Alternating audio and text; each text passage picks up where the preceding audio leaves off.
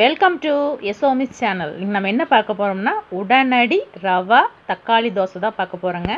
ரொம்ப டேஸ்ட்டாக இருக்கும். இது செய்யறதுக்காக 1 கப் அளவுக்கு வறுக்காத ரவை எடுத்து வச்சுருக்கேன். 4 பழுத்த தக்காளி எடுத்து வச்சுருக்கேங்க. முதல்ல அந்த தக்காளியை கட் பண்ணி மிக்ஸி ஜாரில் சேர்த்துக்கலாம். இது கூட காரத்துக்கு 4 வரமிளகாய், 3/4 ஸ்பூன் அளவுக்கு மிளகு, 3/4 ஸ்பூன் சீரகம், இதுக்கு தேவையான அளவு மட்டும் உப்பு சேர்த்து ஒரு சுற்றி எடுத்துகிட்டு வந்துடலாங்க. இப்போ இது கூட நம்ம எடுத்து வச்சுக்கிற ரவையை சேர்த்துக்கலாம். இதே கப்பில் 1/4 கப் அளவுக்கு கோதுமை மாவு சேர்த்துக்கலாம். இதுக்கு தேவையான அளவு உப்பு போட்டுக்கலாங்க. 1/4 ஸ்பூன் மஞ்சள் தூள். நம்ம எந்த கப்பில் ரவை எடுத்தோமோ அதே கப்பில் 1 கப் அளவுக்கு தண்ணி சேர்த்துக்கலாம். இப்போ மிக்ஸி ஜாரை மூடி நல்லா சுற்றி எடுத்துகிட்டு வந்துடலாங்க. பாருங்கள், இந்த அளவுக்கு இருக்கணும். இப்போ இதை ஒரு பாத்திரத்துக்கு மாற்றிக்கலாங்க.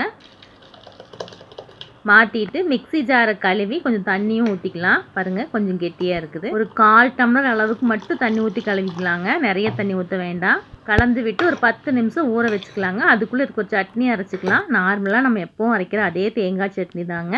பொட்டுக்கடலை, தேங்காய், சின்ன வெங்காயம், இஞ்சி, பூண்டு, மல்லித்தலை, 2 பச்சை மிளகா, 1 வரமிளகா, இது கூட ஒரு 1/4 ஸ்பூன் அளவுக்கு சர்க்கரை சேர்த்துக்கலாங்க.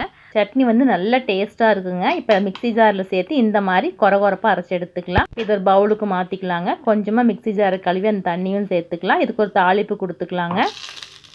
அவ்வளோதாங்க, சட்னி சூப்பராக ரெடி ஆகிடுச்சு. இதை கலந்து விட்டு தனியாக எடுத்து வச்சுக்கலாம். இப்போ தோசை ஊற்றிக்கலாங்க. அடுப்பில் தோசைக்கல் வச்சு காஞ்சோடனே ஒரே ஒரு கரண்டி அளவுக்கு மட்டும் ஊற்றி, ரொம்ப கெட்டியாகவும் இல்லாமல் சன்னமாகவும் இல்லாமல் இந்த அளவுக்கு ஊற்றிக்கலாங்க. மேலே ஒரு ஸ்பூன் எண்ணெய் விட்டுக்கலாம். ஒரு பக்கம் செவந்ததையும் மறுபக்கம் திருப்பி போட்டுக்கலாம். பாருங்கள், பார்க்கவே கலர்ஃபுல்லாக நல்லா மணமாக சூப்பராக இருக்குங்க. டேஸ்ட்டும் சூப்பராக இருக்கும். வெந்துருச்சுங்க. இது ஒரு பிளேட்டுக்கு மாற்றிக்கலாம். இதே மாதிரி இன்னொரு தோசையும் ஊற்றிக்கலாங்க. ரொம்ப அட்டகாசமாக ரெடி ஆகிடுச்சு பாருங்கள். நான் அரைச்ச தேங்காய் சட்னியோடு இந்த தோசையை சாப்பிட்டு பாருங்கள். வாரத்தில் 2 முறை இல்லைங்க, 3 முறை செஞ்சு சாப்பிடுவீங்க. ட்ரை பண்ணி பாருங்கள். தேங்க்ஸ் ஃபார் வாட்சிங்.